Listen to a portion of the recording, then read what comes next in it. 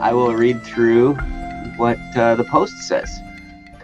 So science rocks, and this is about emotional intelligence and hurting others. And science says, simply put, I have a low emotional intelligence. When I get into something online, such as this, I often, to me at least, seem to come off as writing an academic journal. I'm terrible with anything social, and I often don't know how to make small talk or say things gently. I speak my mind as my thoughts come, even if they aren't fully finished yet. And even when I do stop to think before I speak, I still tend to get it wrong. I can sound harsh, angry, condescending, or whatever else, when to me, I'm simply making a harmless observation or statement.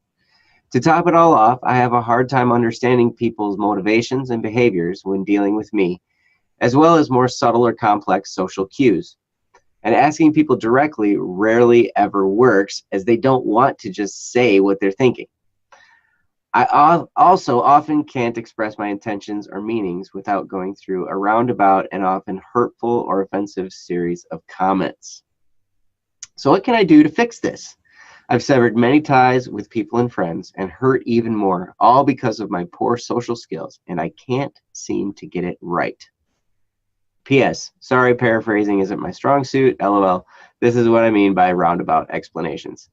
You're totally fine, science. Yeah, you're totally good. Thanks. Thank you very much for the topic. This is a really important one, and I'm really glad that you posted this, because I think a lot of us deal with this kind of social awkwardness, or just maybe just feeling like it's not quite coming off as we're trying to. We're just trying to say what we need to say, but it's just not, it's not clicking.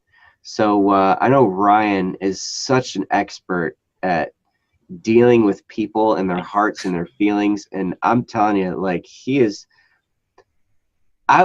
If Ryan tries to be offensive, he comes off as like mildly assertive. I don't like your breath. Your breath stank. But at the same time, he has also, there have been moments when Ryan has asked, all he has to do is ask a question. And because of the way that I take it, it charges me up because it's motivating. You know, he'll just ask me a question like, hey, how's this one little project going? And I just get all like, what? because And that's because I know that I could be farther along than I am, and I'm not, and so I feel like. And I'm only asking because I honestly want to hear it. I want to listen to it, man. I know. So anyway, so with all that said, that's my preface for Ryan, because he knows how this works and he's very good at it. So I'm going to turn it over to him. Well, I thank you for the edification. I appreciate it, Joe. It's all for true. It's all for true. And by the way, I saw your response to your science. It might have been just research, or it could have been your psychology course of some sort. Mm-hmm. That's fair. Yeah, so that does sound like a struggle. And it's one that I definitely had early on, like especially like I was just kind of like a loose cannon for a while when it came to just my thoughts, or when I didn't like somebody and making people angry, or I did like someone and I just said something and it made people angry and I don't understand why.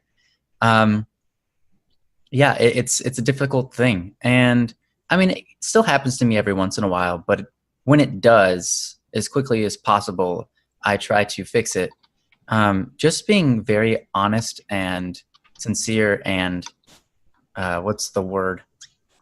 Transparent in my personality, or in my reasons, my reasoning, or my intentions really helps a lot. So when it comes to just kind of not holding yourself back from what you want to say, that's okay. Like, I mean, you have to have tact when it comes to saying things that might be offensive to people. I'm always constantly asking the question, you know, if I say this, will it hurt them? And sometimes I can get that question wrong. But most of the time, if there's any way that it could hurt them, and I try to find a way to approach it that won't. or at least I understand that if it does hurt them, that it doesn't ruin the relationship. Because there are ways to hurt people and not ruin the relationship. There are ways to give people a little bit of tough love and them still respect you, and and etc. So how do you get from one place to another in this scenario?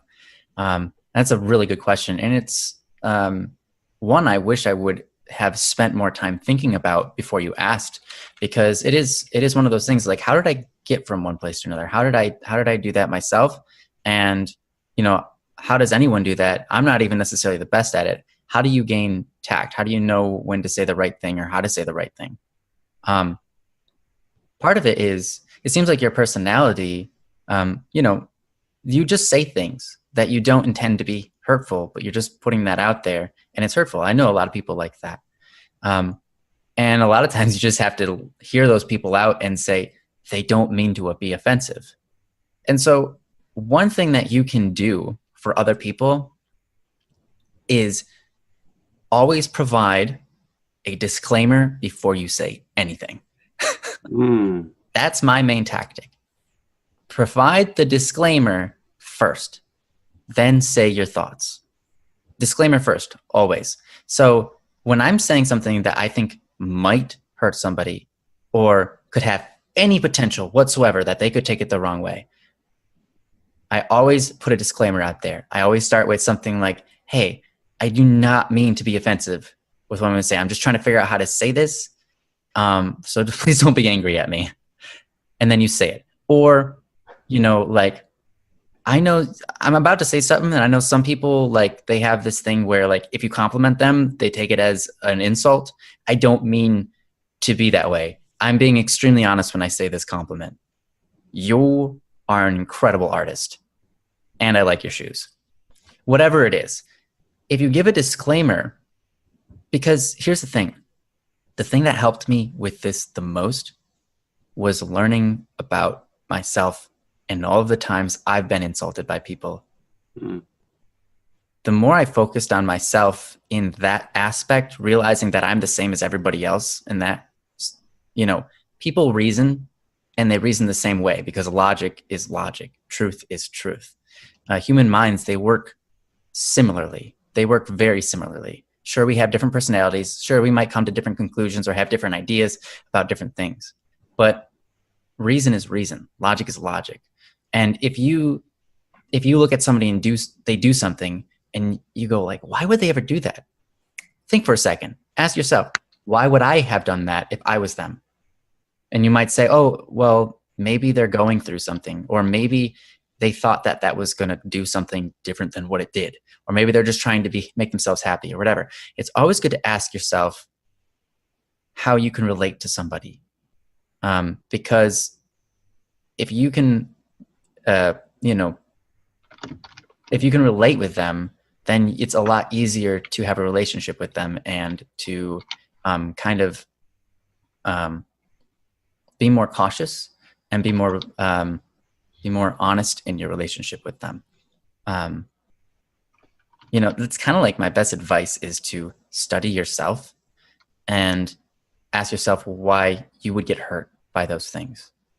And then once you've found that, keep that in mind whenever you initiate another conversation going forward.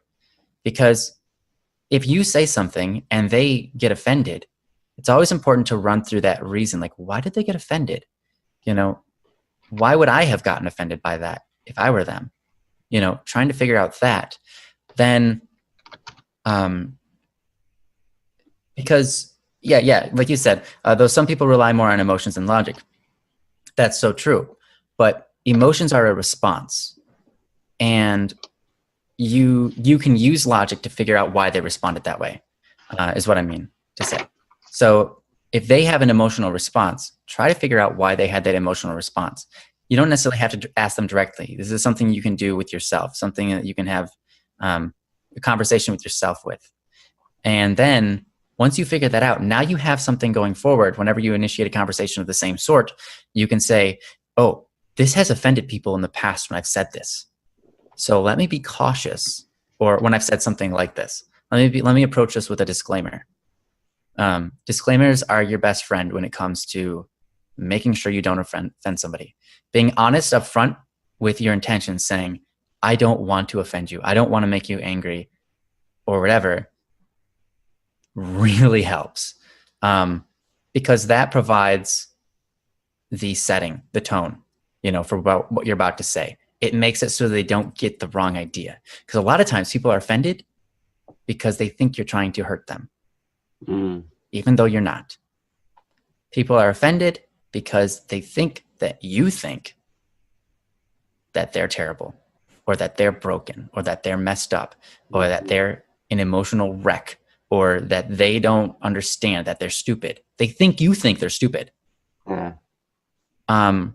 They take that personally. You may not have meant it at their person. You meant it at the situation, but they took it personally.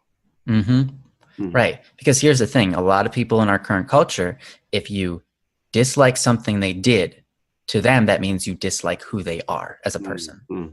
And that's not true. You don't mean to offend them when you say, hey, I just saw you steal that cookie. Like, that's not okay, but at the same time, while that is not okay, that doesn't mean that should make them feel like you hate them. Because really, in truth, you're just trying to help them, right? You're just trying to help them do the right thing so they can live a life of righteousness, live a life that leads them to joy and happiness, and not seclusion and pain and sorrow and sin and loneliness. You're trying to help them when you try to correct them, right? So we'll always run with a disclaimer first. Say, hey, I'm only saying this because I want the very best for you, and I don't mean to insult you. You're a really great guy. I like you. I just didn't think that it was cool that you stole the cookie. And so I'm just trying to figure out, why did you steal that cookie? Like, that was weird to me. I didn't expect that. And then they would, then it's up to them. But as long as you put that disclaimer forward, then they are turned away from the emotional response of, they're just trying to hurt me. They're just trying to make me feel like I'm stupid. They're just trying to show me that they're better than me. You always got to leave with a disclaimer when it comes to things like that, because that really helps. So that's kind of like my best advice. Maybe I'll come up with a little bit more later, but I know I talk in loops and say the same thing over and over. But I'm just trying to, connect the dots in a circle for you. Yes, but you're reiterating an important point there, Ryan, too, where it's like to give that disclaimer so people know you're not attacking them. That's so important. Yeah, everyone always feels like they're being attacked when you criticize anything that they do, even their artwork. It's like, hey, that artwork is amazing. I might have done like the shoes a little bit different. They're like, oh, I'm so insulted. Like my shoes. Yeah, I feel so like he doesn't like me. He's just trying to insult me. I feel like crap now, right? That's just how we are as human beings. And that's something we have to learn how to respond to. But not everybody's figured that out yet. And so you have to be gentle. And so how do you be gentle with those people? I think the most important thing is coming to understand everybody's broken in this way. Well, not everybody. Not everybody is broken in this way. Like, I know I can talk to Joe and I can say something straight face, like, hey, like, I noticed this about you, and, it's just an issue, and I know you can get past it. So I'm rooting for you, right? I could have a conversation like that with Joe. I can have conversations with Joe where one of us is wrong, and then we admit that we're wrong. But that's not a conversation. Many times. Usually I'm the wrong one. I've been wrong many times too. You've been wrong once. Come on. At least once. Put a 0 after it and then another 0. No, you were not keeping count. But anyways, not everybody's got that mental strength because they haven't gone through really thinking about these things yet. The more you think about it for other people, the better you are going to be at going into those situations and helping those people who haven't thought about this stuff yet, and being tactful and gentle and so on. Now, how to establish the right words, you know, how to do that. I don't know. That's difficult. Maybe Joe has something on that, but yeah, I like to see what Joe has to say about the whole issue overall. So I do actually. I do have stuff to say about that exact thing, the words to say and all that, and I will get to that. But first off, you need to go and replay what Ryan said when after this over. But because the stuff that he laid out for you is going to be so important.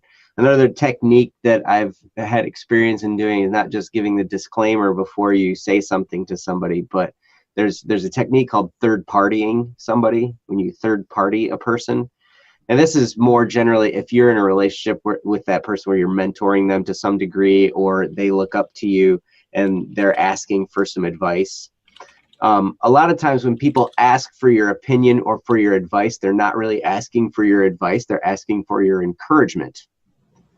And so it's not really the same. Most of the time people just, you know, tell me like it is, man, because I can handle it. I really want to know. No, they don't want to know.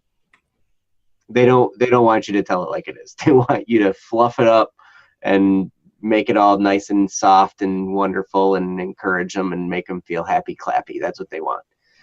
You know, that's how people are, like Ryan said. It's just how we are.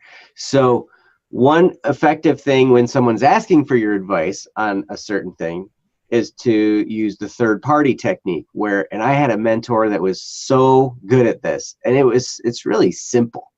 I would lay out an issue that I was dealing with. Man, I'm broke and I got this and I got that and blah, blah, blah. And all he would just preface his advice with, you know, there's a guy I know, there's a guy, you may not know him, but he was going through this type of thing, and he told me that he was going through this and this and this and this. And he'd basically tell me exactly what I just told him.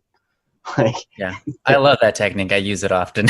Yeah, this other guy, he was going through all these problems too. And what I told him was this, this, and this. And you can be a lot more blunt, because then you're saying, well, I told this to this other person. I'm not necessarily saying this to you, but this is what I told this other person. And that's a very effective technique in order to get your point across without offending.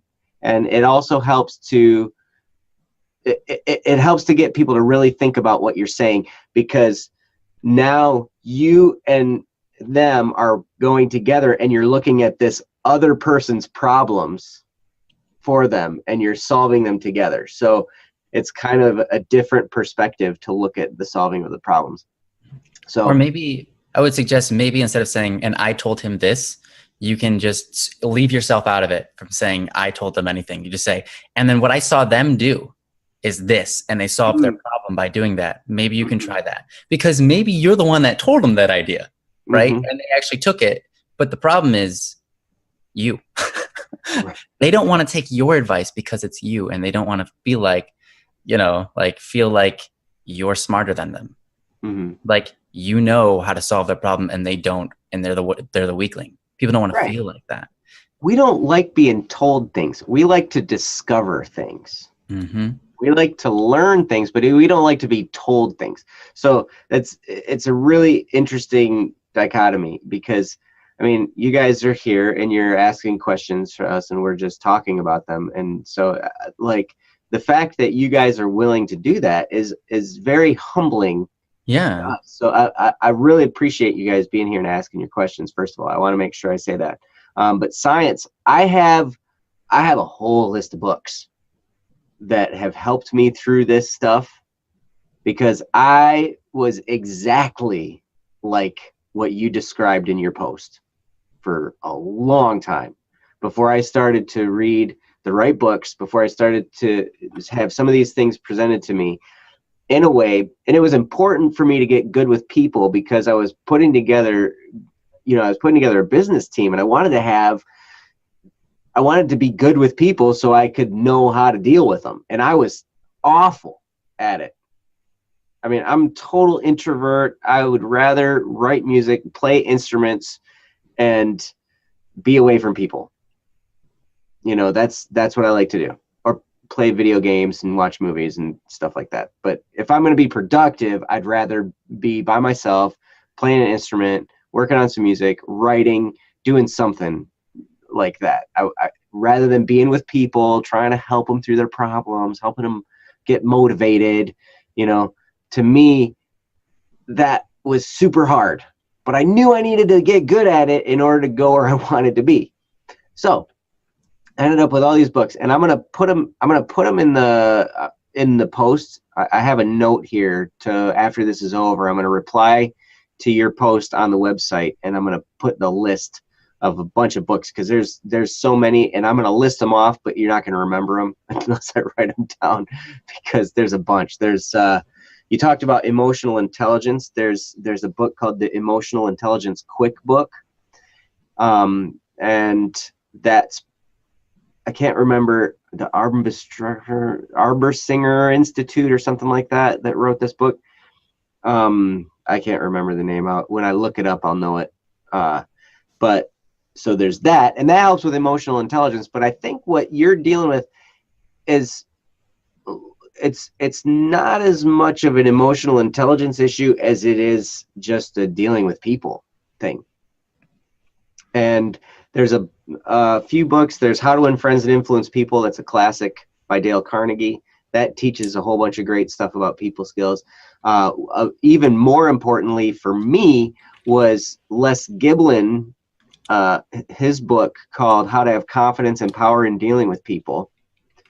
That book was more impactful for me in dealing with what you're dealing with right here. The whole, I'm telling these people, and I'm having trouble communicating these ideas. I have ideas that I think can help them, but it's just not coming off right. It comes off offensive. It comes off harsh. It comes off, I'm just saying what I feel, but it's not coming out right.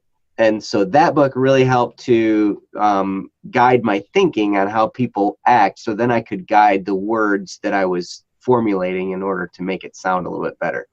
Another one, and I will put a little cautionary check mark on this one for you, is a book called Success with People by a man, I think it's pronounced Cavett Robert is his name.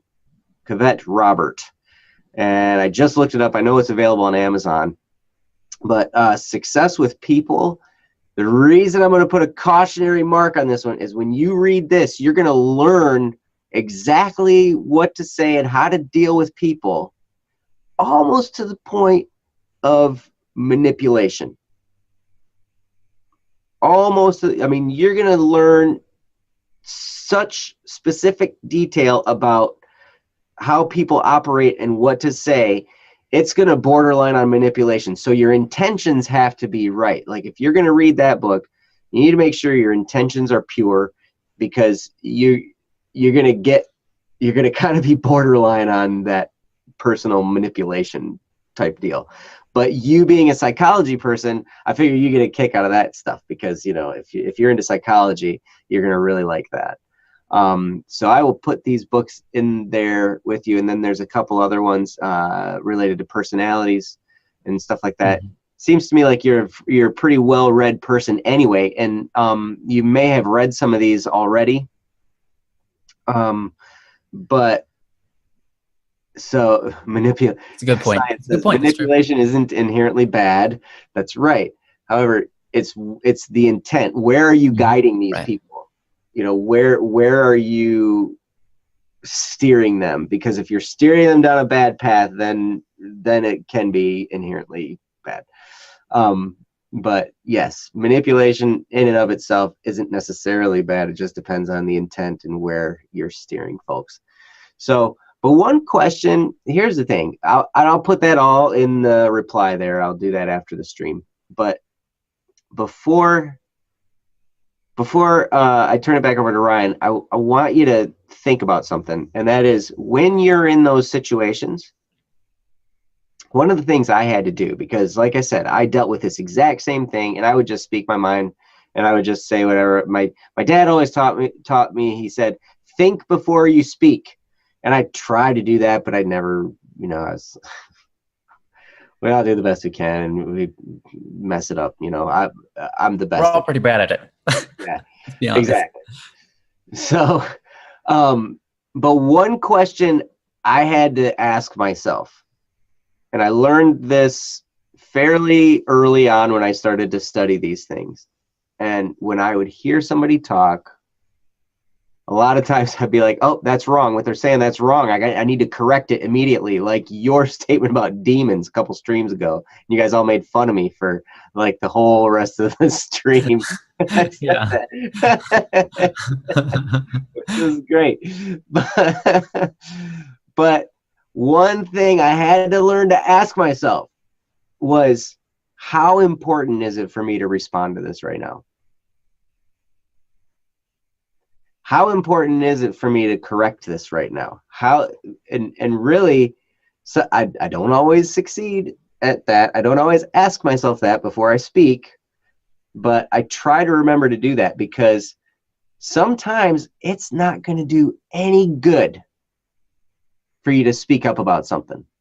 Mm-hmm. Sometimes somebody's going to be running off track. They're going to be going the wrong direction. You're going to see it and you're going to be like, I could totally help them because I know the right way.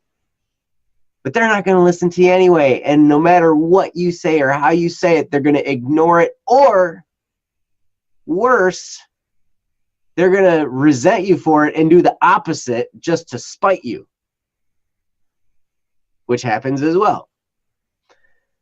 So the question to ask yourself as you get into this is, how important is it for me to talk right now? How important is it for me to address this? And if it's something that's a personal thing, are you in a group of people and it's this one person and you're addressing an issue with them?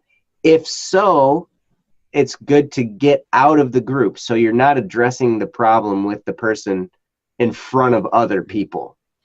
You know, you take some time away and you're dealing with that person one-on-one in a more personal setting where, like Ryan talked about, you use the disclaimers, you can use the third-party technique, you can use other things, you know, asking questions, you know, that just doesn't seem like you. I don't understand how, like, why you might do that, you know, different things like that. So those are some things to think about. Are you in a group, for one, if you're going to address an issue? And I would strongly recommend getting away from a group of people and handling issues like that one-on-one.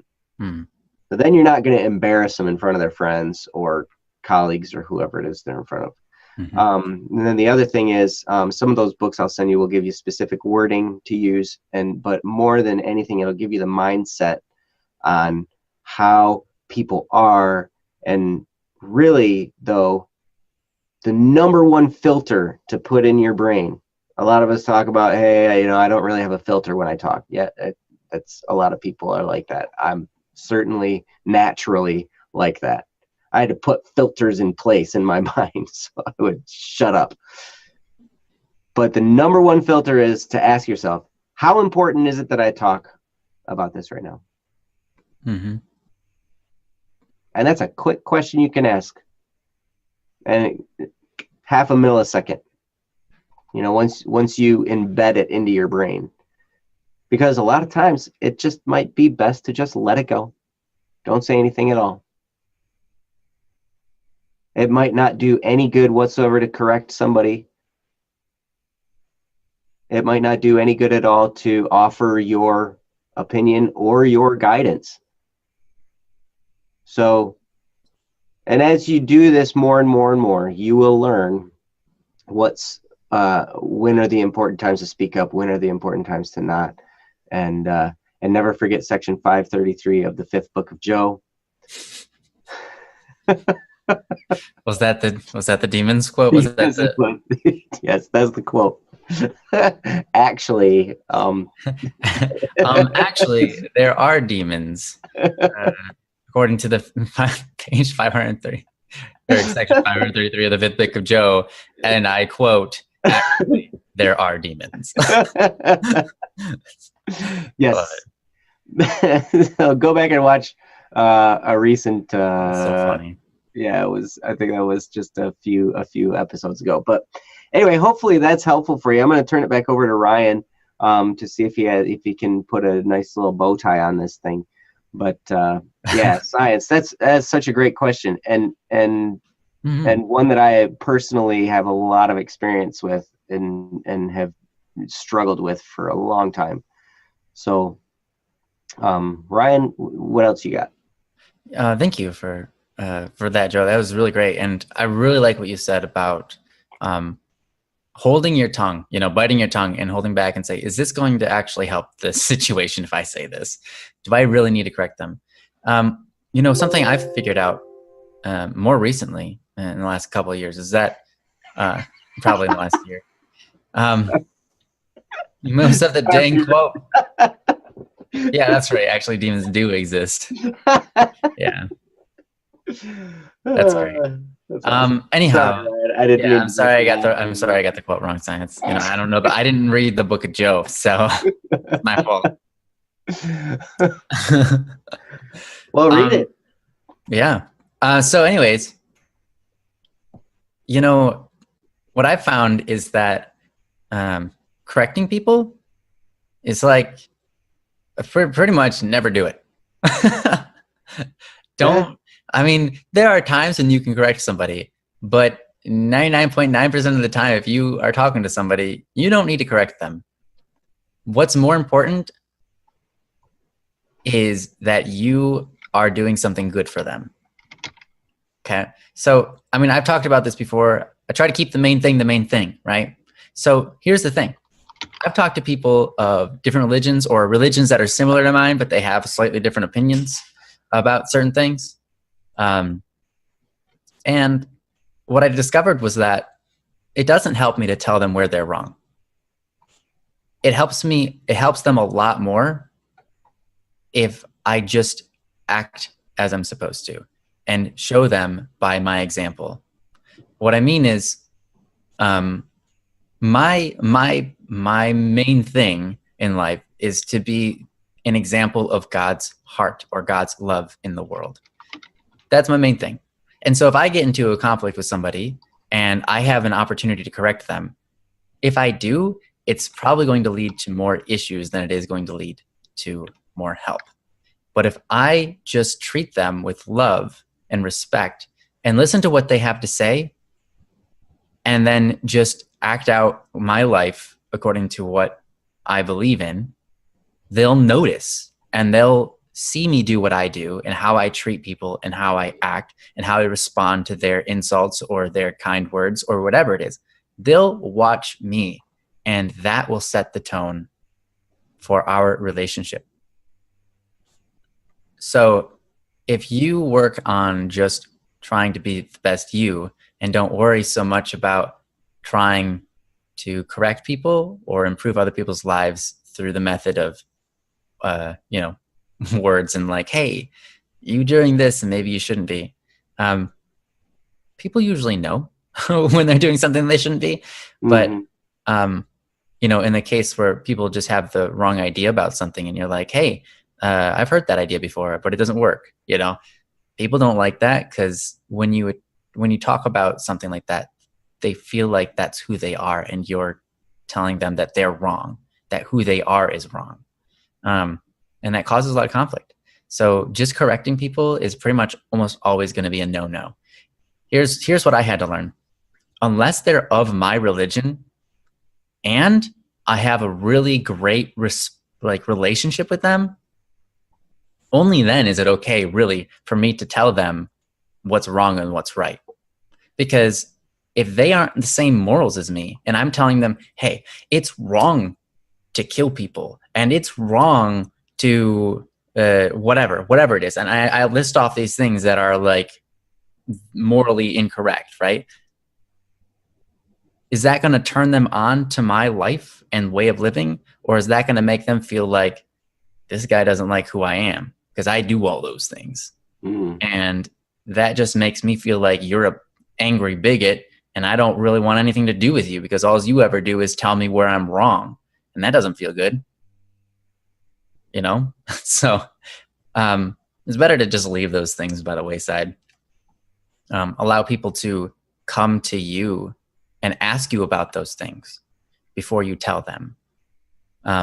Because you will gain respect just by being who you are, trying to be the best version of yourself. You'll gain people's respect and then they'll come to you. Until then, you'll just set an example and you're just going to earn that respect from them. And when you see them doing something wrong, sometimes you just have to accept it and say, man, that's a bummer. Mm. I'll pray for them. Hope they figure out the way to accomplish this, you know? But anyhow, what I was going to say, other than that, was you mentioned trying to read people and you have a hard time reading people. First, absolutely check out those books Joe put. I'm sure that they will help you a ton. I haven't read them myself, but I know people who have, like Joe. And I learned a lot from those people. Okay. I learned from being around those people a lot of those things. But as for how to figure out what's going through other people's heads, you can listen to Detective. It's a lot about just putting yourself in their shoes. Mm-hmm. It's a lot about just being conscious of, okay, I'm trying to read the person, listening to the words, listening to the thoughts behind their words, listening carefully to the words that they say and the words that they don't say, watching their actions and trying to read into their intentions. See, when someone talks, they have an intention behind their words. They have an intention that they're speaking with. They have thoughts that led to those words. You can try to decipher those thoughts based on their body language, based on their words, based on their prior actions, based on the things that you know about them. And it is something that you get better at over time. But if you just start focusing on that, it'll start to lead you down the path of learning it.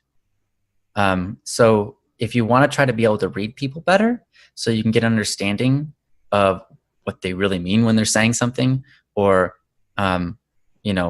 how they're feeling emotionally at that point, just being able to pay attention to that in the moment or even in retrospect will help you start to go down that line and learn a lot more about it.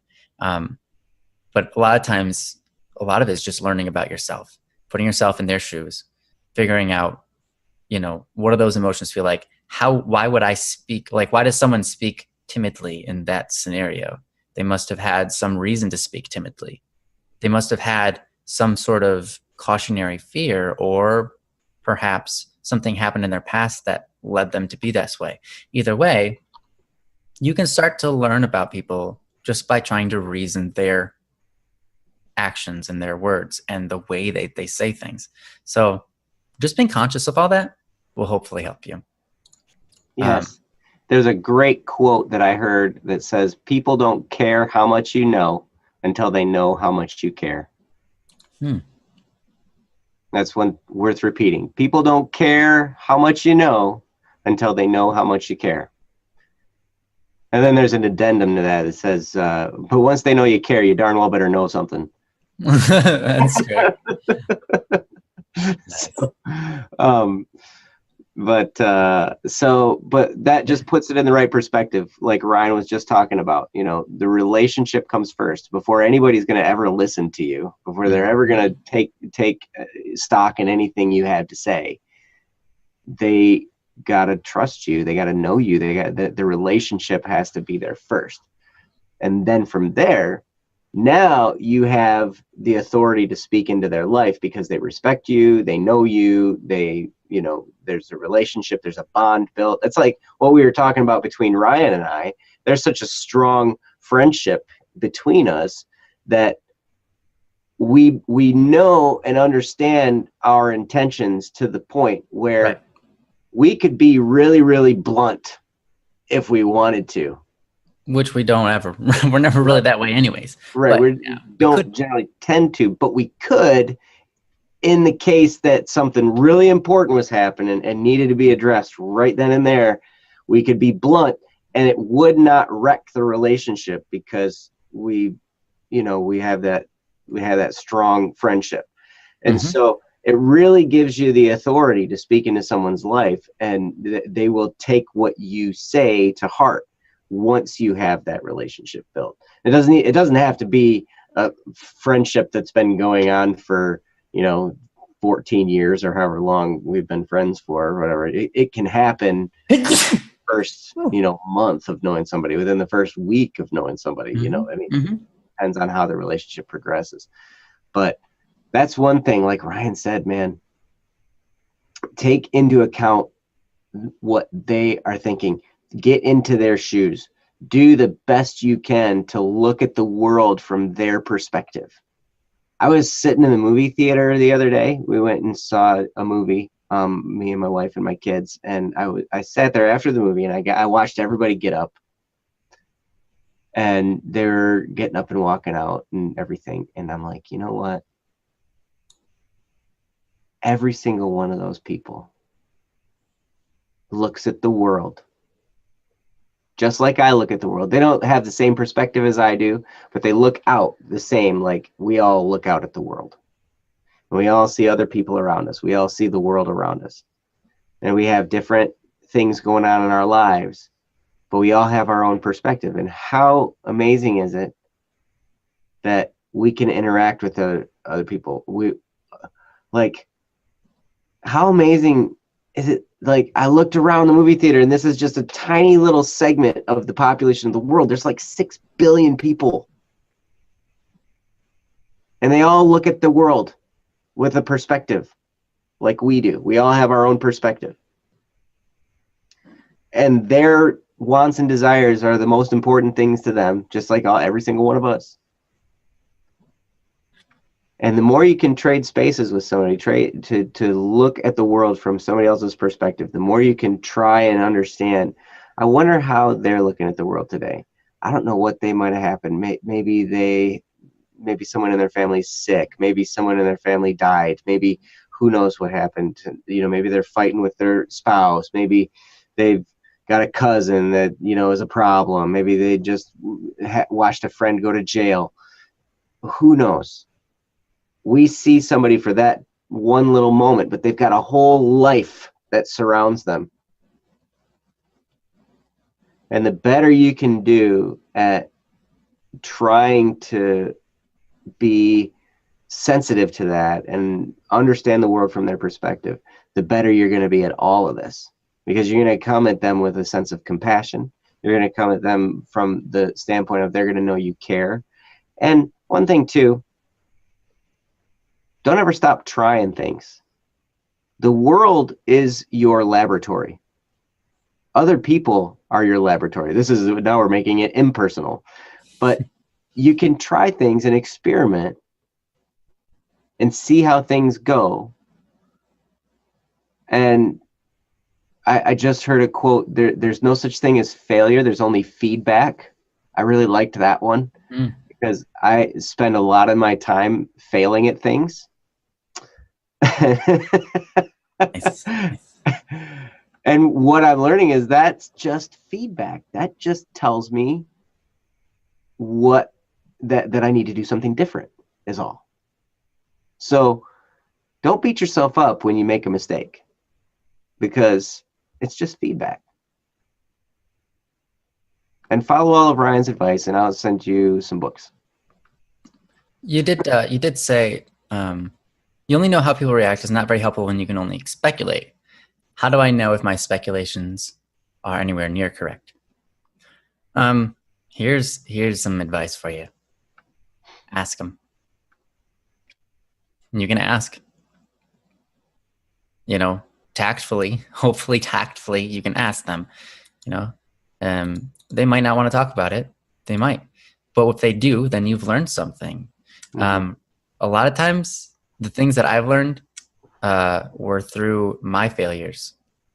When I noticed me doing something I shouldn't have been doing, or acting a way that I experienced pain, and then going and saying to myself, why do I feel this way?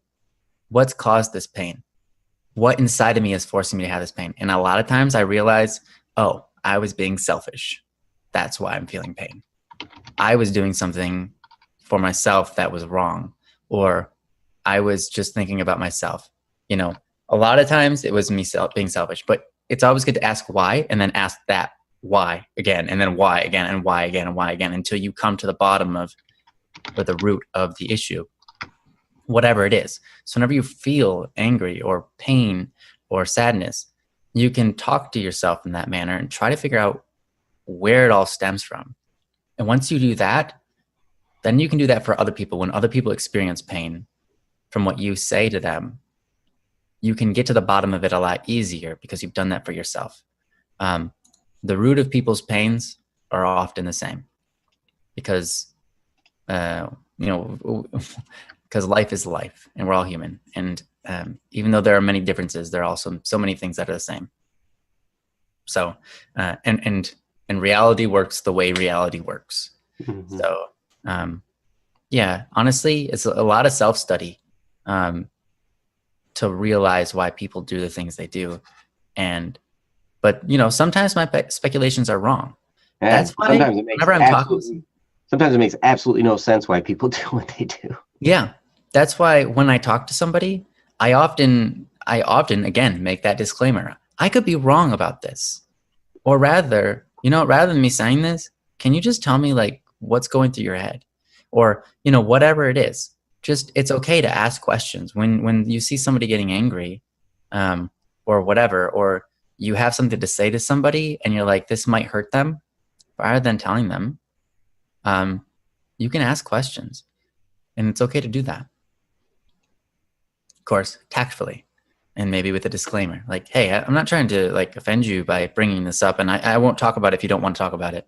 But I'm just really curious, like, what, I'm trying to figure out what makes people do things, like what makes people do certain things, and so I can like understand people better. And this is something I'm trying to work out for myself. So I'm just curious now, why did you do that? Why did you have this thought, or did you have that thought? Why did you do this? Why did you do that?